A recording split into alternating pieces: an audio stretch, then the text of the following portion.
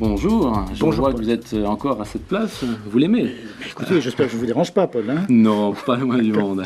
Et bonjour Tassada, merci Good pour morning. cet Bonjour. honneur que vous nous faites d'être là. Tassada, pour faire court, parce que vous avez un parcours vraiment hors du commun, en tout cas je me suis personnellement régalé de votre livre qui est sorti aux États-Unis et en France. Je combattais avec le Fatah, c'est d'ailleurs un best-seller aux États-Unis, plus de 100 000 ventes.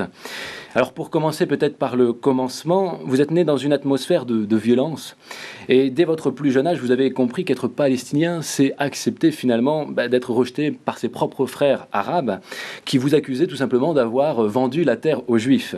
Est-ce que c'est ce rejet et ce mépris permanent qui vous ont amené à cet univers de violence, à devenir vous-même violent? It is absolutely true. Oui, c'est absolument vrai. Et c'est quelque chose de ravageur pour un Palestinien d'être pris pour un immigrant, un réfugié et quelqu'un qui a vendu sa terre. Alors vous grandissez avec ce genre d'atmosphère et ça crée beaucoup de frustration et de colère. Et naturellement, c'était envers les Juifs, pas envers ceux qui nous appelaient des immigrés. Et j'en étais là à cause de ma haine envers les Juifs. Parce que même quand on est enfant, on le comprend. Oui, même enfant, parce que nous comprenions que c'était à cause des Juifs que nous étions devenus des immigrés et des réfugiés. Alors, en plus, peu de temps après votre naissance, vous avez quitté la Palestine, Israël, pour vous réfugier en Arabie Saoudite, un pays où règne le wahhabisme, qui est une version très stricte, très rigoriste de l'islam. Est-ce que votre haine aussi, votre violence peut-être proviennent de cet islam, de cet islamisme? Qu'est-ce qu'on vous a enseigné à l'école?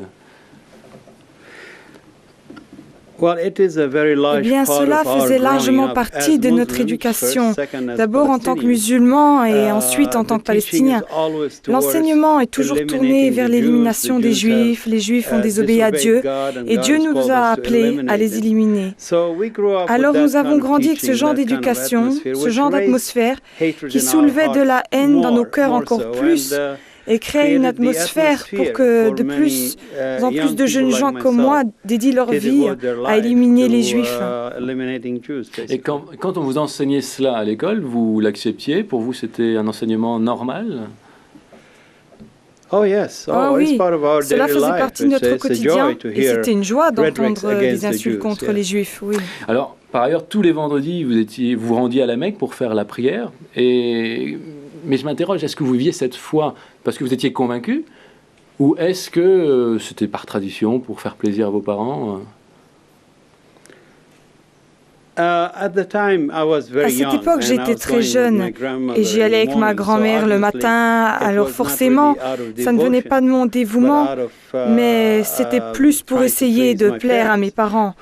Mais en grandissant et quand je suis allée à la Mecque pour le pèlerinage, c'est devenu de plus en plus un engagement pour ma part et dans mon cœur. Et à cette époque, est-ce que vous connaissiez un petit peu le judaïsme, le christianisme? Vous en aviez entendu parler? Qu'est-ce que vous saviez de cela? Tout ce que nous savions des Juifs provenait de ce que nous comprenions de l'enseignement de l'islam, de la culture du Moyen-Orient et de l'islam.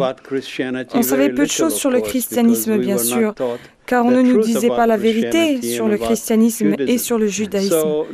Alors naturellement, nous avons grandi en rejetant le judaïsme et le christianisme, parce que ces deux religions étaient rejetées de Dieu, parce qu'elles n'étaient pas comme Dieu avait prévu qu'elles soient.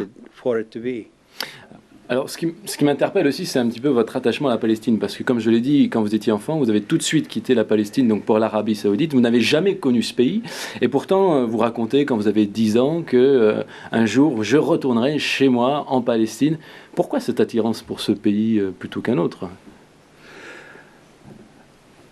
Vous savez, le rejet des Arabes à notre égard, quand nous étions dans leur pays, créa un sentiment de nostalgie qui nous pousse à vouloir retourner sur notre propre terre. Comme ça, on ne serait plus vus comme des immigrants ou des réfugiés. Alors, depuis nos plus jeunes années, nous soupirions, nous étions enseignés par nos parents que nous étions des Palestiniens.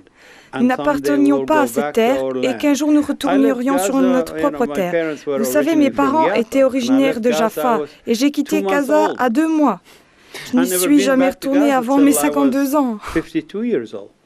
Quelque part, vous étiez alors presque aussi patriote que les Américains. Oh, absolutely. Absolument, à 100%. Notre terre avait beaucoup d'importance pour nous.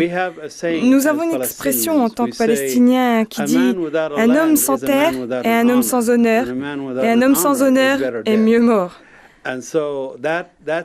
Alors ce dicton étant dans nos cœurs et nos pensées voulait comme dire « Nous devons tout faire pour regagner notre honneur ». En tout cas, c'est peut-être une bonne chose ou une mauvaise chose, vous allez nous le dire, mais vous n'êtes pas retourné tout de suite en Palestine, vous êtes, après l'Arabie Saoudite, parti au Qatar, et c'est là que vous avez fait cette rencontre avec Yasser Arafat, qui est donc devenu chez vous rapidement une idole, hein, vous écrivez même, vous le vénériez, c'était tous les jeunes le vénériez. Qu'est-ce qui vous a attiré chez lui ? Son charisme, son véritable sacrifice pour libérer notre terre. Vous savez, Arafat était un homme très aisé, c'était un ingénieur, il n'avait pas besoin de faire ça. Alors pour nous, quand on voyait les sacrifices qu'il faisait, il devenait comme une idole, comme vous l'avez dit, et un héros pour moi, et beaucoup d'autres jeunes Palestiniens. Et ça, c'est quelque chose qu'il avait d'une manière ou d'une autre. Ses discours charismatiques et forts. Vous parlez de sacrifice chez Yasser Arafat, de cet esprit de sacrifice. On parle aussi des islamistes kamikazes. À cette époque, vous étiez attiré peut-être pour donner votre vie, éventuellement, pour récupérer cette Palestine ?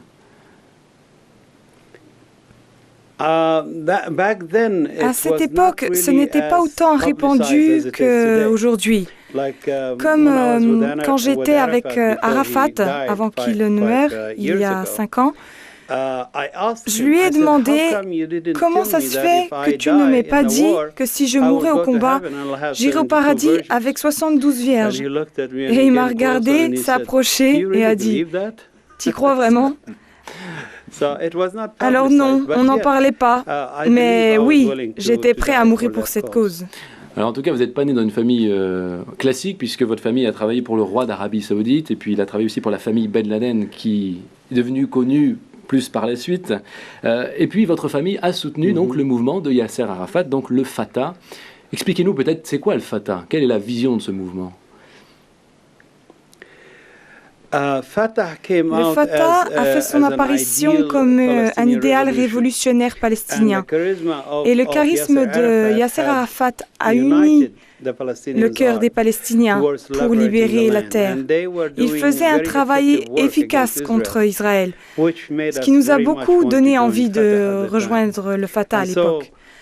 Alors, naturellement, des hommes d'affaires palestiniens et des leaders de communautés arabes voisines, ainsi que dans le monde européen et américain, ont déversé de l'argent de façon dingue dans le mouvement. Et donc, mon père était l'un d'eux qui était prêt à donner. Cette vision vous a en tout cas tout de suite plu, puisque vous avez fugué immédiatement de chez vos parents, de votre famille. Vous avez, à 17 ans seulement, je rappelle, c'était en 1967, et vous êtes parti donc en Syrie pour rejoindre le quartier général du Fatah. Pourquoi cette précipitation ? Eh bien, après la perte de la guerre des 6 jours, on ne pouvait pas croire, je ne pouvais pas croire. Comment pouvons-nous perdre contre une si petite nation telle qu'Israël ? Ça doit être incroyable. On sentait comme si les leaders arabes nous avaient vendus une fois de plus aux Juifs. Et donc, j'ai pensé que c'était mon devoir d'aller personnellement au combat pour la cause. Mais naturellement, mon père n'était pas vraiment pour. Il était plus disposé à donner de l'argent plutôt que ses propres enfants pour combattre. Et donc, dans un sentiment d'impatience, je me suis sauvée de la maison contre la volonté de mon père. Je me suis remis au QG du Fatah à Damas. Et de là, j'ai été transporté en Jordanie. Alors en tout cas, quand vous êtes parti là-bas au quartier général, ensuite on vous a tout de suite envoyé dans un camp d'entraînement en Jordanie. Et à l'entrée du camp, il y avait un panneau qui précisait « Les instructeurs peuvent tuer 25% des recrues à l'entraînement ». Accueil chaleureux pour le moins. Là, vous commenciez à douter de votre engagement ou vous étiez prêt à aller jusqu'au bout? Là, c'était définitif.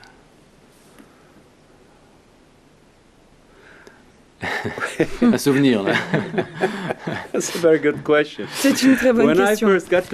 Quand je suis arrivé au camp, quand j'ai vu cette pancarte, mon cœur a lâché. J'ai pensé, ça ne peut pas être vrai. Mais quand nous avons vu nos entraîneurs et à quel point ils étaient sérieux en tirant de vraies balles entre nos jambes, on a réalisé, ça c'est du sérieux. Alors je me suis promis de tout faire pour survivre. Je ne veux pas mourir par des balles d'entraînement, mais par des balles juives. Alors effectivement, vous dites qu'ils utilisaient des vraies balles. En quoi consistait votre entraînement qui a duré quand même plusieurs mois? Qu'est-ce que vous faisiez? Et puis quelle était la vie dans ce camp?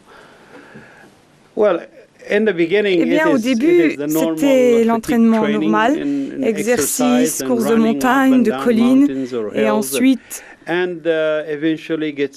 l'entraînement se poursuit par les armes à feu, les pistolets.